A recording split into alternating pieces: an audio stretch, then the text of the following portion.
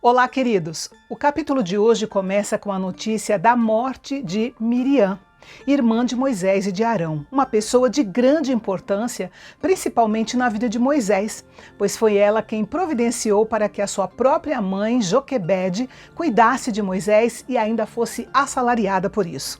Ela dirigiu o louvor das mulheres depois da travessia do Mar Vermelho e suportou as provações do deserto com os seus irmãos.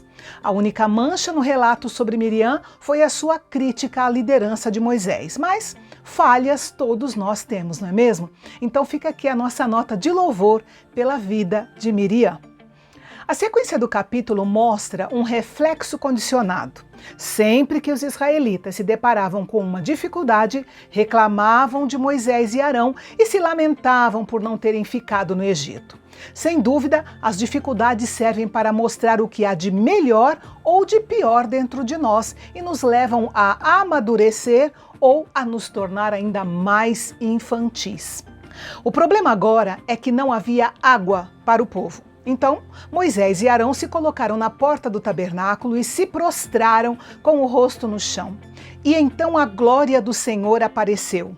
De uma forma bem específica, Deus disse para Moisés pegar a sua vara, que era o símbolo da autoridade de Deus, mas não era para usá-la. Era para ir até a rocha que ele estava vendo ali perto dele, porque a água sairia da rocha apenas com uma ordem dele, e todos poderiam então beber. Então Moisés pegou a vara e, junto com Arão, reuniu o povo e fez um discurso para a nação, mas com uma atitude de coração que ele nunca havia demonstrado antes. Começou chamando o povo de rebelde, mostrando uma atitude de raiva, de desprezo, um coração amargurado.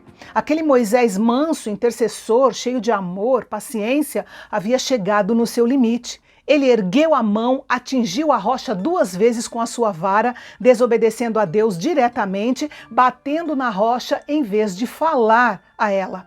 Veja que ele bateu na rocha 2 vezes, descontando ali a sua raiva, a sua frustração. E o resultado foi que, em sua grande misericórdia, Deus fez jorrar muita água da rocha para que todos pudessem beber à vontade. Moisés pode ter voltado para sua tenda pensando que estava cheio de razão por agir assim. Afinal, aquele povo não era um povo fácil de liderar. E é provável que as pessoas também pensaram que, apesar de Moisés estar irado, tudo bem. O importante é que Moisés conseguiu que brotasse água da rocha. Mas, para Deus, que conhece os corações, o comportamento de Moisés não tinha justificativa. Olha só o que Deus disse para Moisés e para Arão. Como vocês não confiaram em mim para honrar a minha santidade à vista dos israelitas, vocês não conduzirão esta comunidade para a terra que lhes dou. Por incrível que pareça, a atitude e a ação pecaminosa de Moisés e de Arão estavam enraizadas na incredulidade. Eles realmente não acreditaram em Deus quando ele disse para falar à rocha e não para bater na rocha. Deus queria honrar sua santidade aos olhos dos filhos de Israel, mas Moisés fez com que Deus parecesse igual a um homem zangado ou a um dos deuses pagãos temperamentais.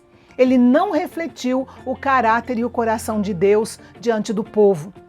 A disciplina que Deus deu para Moisés e para Arão foi difícil.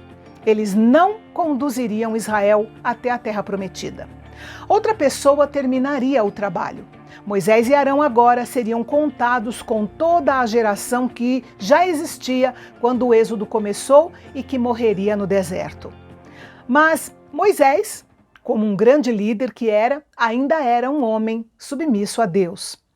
Isso pode parecer uma punição muito severa para Moisés e Arão apenas por causa de um deslize. Mas Moisés estava sendo julgado por um padrão mais rígido por causa da sua posição de liderança e também por causa do alto nível do relacionamento entre ele e Deus. Como disse Jesus, e a qualquer que muito for dado, muito se lhe pedirá, e ao que muito se lhe confiou, muito mais se lhe pedirá. Bem, no final de tudo, Deus se santificou entre o povo por meio da correção de Moisés. E aí fica uma pergunta para a nossa reflexão. Deus obterá a sua glória e será santificado através da nossa obediência ou da nossa correção? E depois desse triste episódio em Cádiz, Israel precisava se colocar novamente a caminho da terra prometida. E eles queriam passar pela terra de Edom, que era o caminho mais fácil. A nação de Israel era irmã da nação de Edom, porque o patriarca Israel, também conhecido como Jacó, era irmão de Esaú, também conhecido como Edom.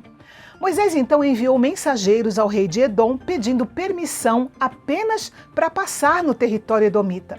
Mas, talvez por suspeita ou medo de ver milhares de pessoas passando pelo seu território, os edomitas não deixaram os filhos de Israel passar. Essa recusa tornou a jornada de Israel muito mais desanimadora e perigosa. E então eles saíram de Cádiz, pegaram uma rota alternativa e chegaram ao Monte Hor. Nós não sabemos a localização exata desse monte, mas foi lá que Israel chegou no 40º ano de sua peregrinação no deserto e também no local da morte e sepultamento do seu primeiro sumo sacerdote, Arão. Veja o que diz Números 33. Por ordem do Senhor, o sacerdote Arão subiu o Monte Hor, onde morreu no dia 1º do 5º mês do 40º ano depois que os israelitas saíram do Egito. Arão tinha 123 anos de idade quando morreu no Monte Hor. Há poucos registros do que aconteceu durante todos esses anos. Isso era para demonstrar que esses anos eram apenas para dar tempo para a morte de uma geração de descrentes. Foram apenas anos de sobrevivência no deserto, com muito movimento, mas nenhum progresso. E se nós não cuidarmos, a nossa caminhada com Deus pode ser da mesma forma. Muitos anos pelo deserto e nenhum progresso. Enfim, Moisés, que representava a lei, não poderia conduzir o povo à terra prometida. Miriam, que representava os profetas, também não.